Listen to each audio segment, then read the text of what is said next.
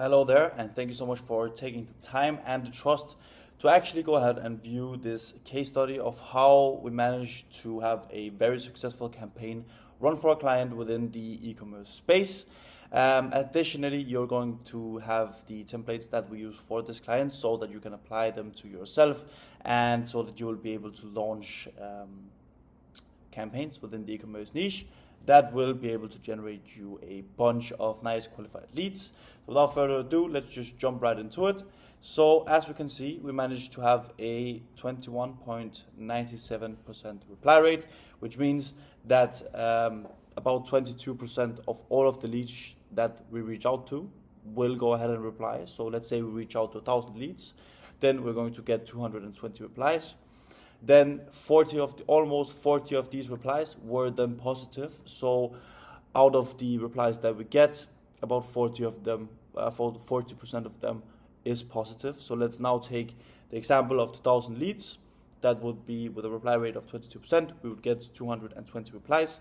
And with a positive reply rate of 40%, we would be able to get around 88 positive replies out of those 220 replies.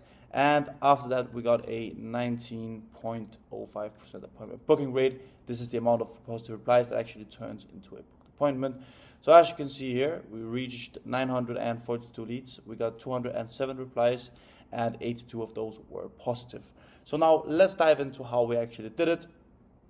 So for the campaign, this is in the e-commerce target audience, which is one of the most saturated cold email niches.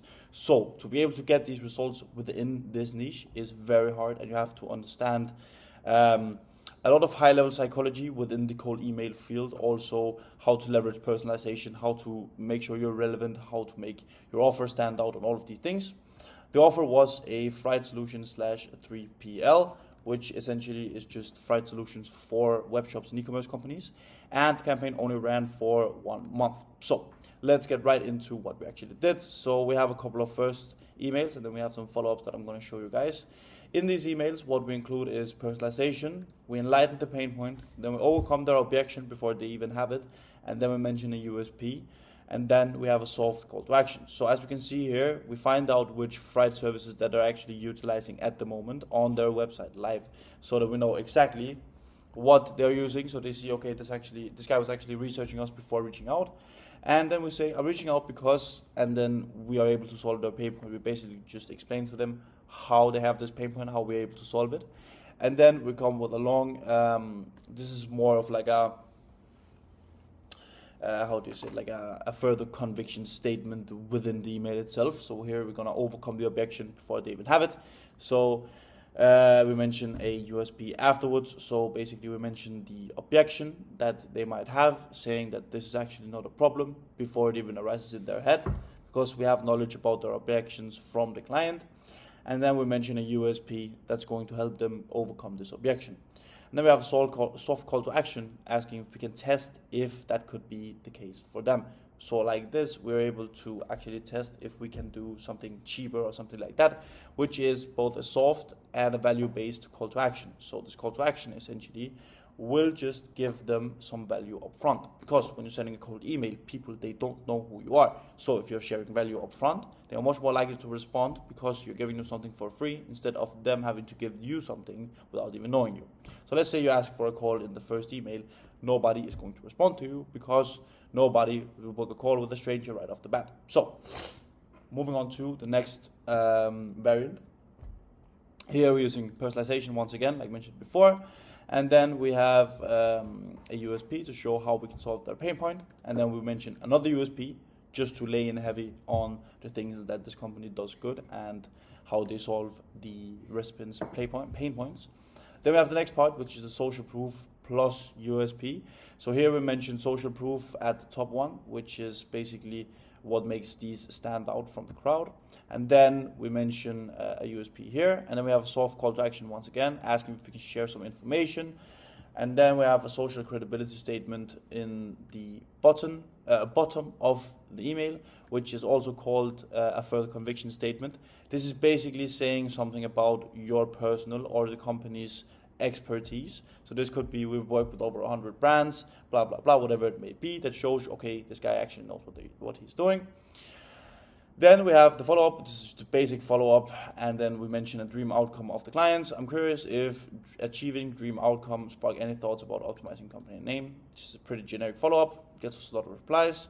And then we have the thought experiment. This one has worked pretty well, as we are essentially mentioning 5 different dream outcomes that this prospect can expect to see while working with us. So this way, we're going to be able to phrase it like, try and have a look at these 5 different dream outcomes of yours, the perfect world where everything plays out correctly. And then we basically say like, that is what we do, and I'd be happy to share how we could do this all under one roof. And then we mention social proof to say, okay, we've actually done this before with other people, with other clients, where it has worked, just like you. And then we ask, may I send you a bit more information? This is very permission-based, soft call to action. These are the ones that works the best, and this one really got us in some good replies from people that actually was like, okay, well, now I see, it might be of interest to me. And then we have the last one, which is just asking if they have a chance to look through your last emails. These are basically a generic follow-up just to get some more replies. And then we have the tech stack. For this, we're using Apollo.io to scrape the leads. We're using Clay.com for the enrichment, Million Verifier in order to verify the emails to make sure that we're actually landing at the right inboxes. And then we use ChatGPT in order to make the personalization. We use Gmail to send the emails, and then we use SmartLead as our sequencer and cold email builder. So now you're able to take these templates and implement them for yourself. All of these templates are tailored towards the Fright/3PL solution, but you can tailor them towards your own product. Most of these are pretty dynamic, so that you can just take the framework, basically just build it on your own. Yet, if you don't want the hassle of actually understanding the whole cold email system because it's not as easy as it's laid out, then we are able to help you, and you will be able to book a call with us within the featured section on my profile. Other than that, I hope you have an amazing day and that this was useful for you.